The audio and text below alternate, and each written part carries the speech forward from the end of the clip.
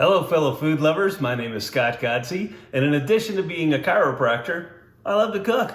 So today, I'm going to share with you one of my very favorite breakfast tater tot casserole recipes. Yes, you heard that right, the best in the world. So get ready, buckle up, because this is getting ready to be one of your go-to recipes for a great breakfast. So first, let's start with our ingredients. You're going to need a pound of chorizo, some frozen tater tots of course, a little heavy whipping cream, some shredded cheddar cheese. You're gonna need 9 eggs. I realize I got 12 here, but we're only gonna use 9 of them. And when it comes to dry ingredients, I like to keep things super simple. So it's 1 teaspoon of smoked paprika, 1 teaspoon of garlic powder, 2 teaspoons of onion powder, and 1 tablespoon of cayenne pepper. And then we have our secret weapon, of course, a blender. Why a blender, you ask? Great question. This little secret is our trick to a homogeneous distribution of seasonings. But first things first. And here we have our trusty 9x13 baking dish. And don't forget to spray this with a little bit of non-stick to make it easier for serving and for cleanup. That's all there is to it. Once that's done, we're on to the fun part, layering. I've got a few tater tots that we had left over from a couple of nights ago and some frozen tater tots to throw on top of it. You can't really get too many in there. I just like to keep them about 1 layer thick, but hey, who hates a tater tot? And now for the chorizo.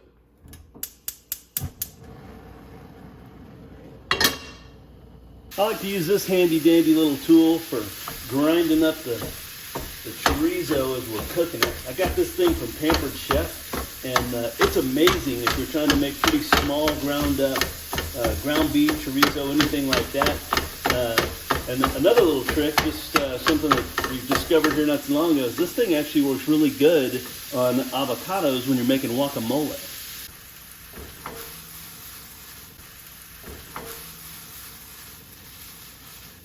Once you've got the chorizo browned, we're going to layer this stuff over the tots. Nice even distribution, just like that. So the blender is the trick to getting a nice even mixture on the eggs and all the dry ingredients. The trick with the blender, of course, is you can't let it go too long. You go too long, you're going to start making a cake.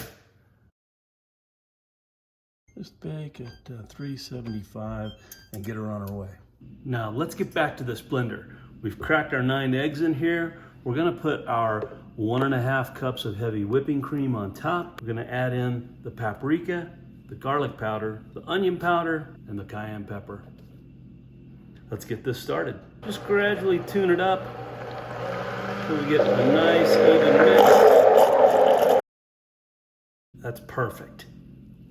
Now when it comes to shredded cheese, it's kind of hard to go wrong.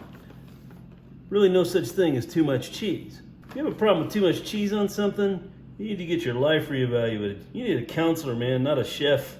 Now we're gonna pour this egg mixture over the top. This should just about perfectly fill up our bowl.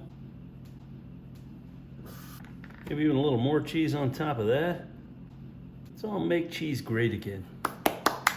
Nice. We're almost there.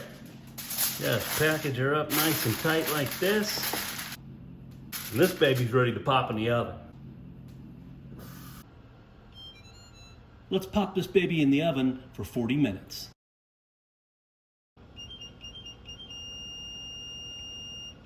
Now that the long wait is up, we're gonna pull this puppy out of the oven, remove the foil, pop it back in just long enough to brown the top, and it's just about there. Now the reason for pulling this out now, as you can see, is it's still just a little liquidy in the middle. And so that last few minutes is gonna dry this all out for us and brown it up. Give this dude another 15 minutes.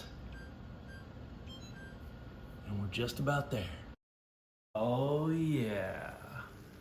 That's about as perfectly done as it can get. Remember, patience is a virtue. You gotta let this thing wait about 10 minutes. Otherwise, it's like drinking hot lava.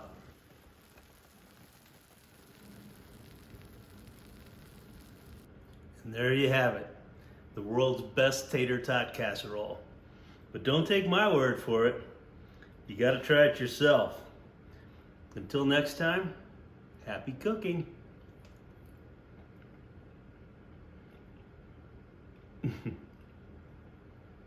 That stuff is the bomb.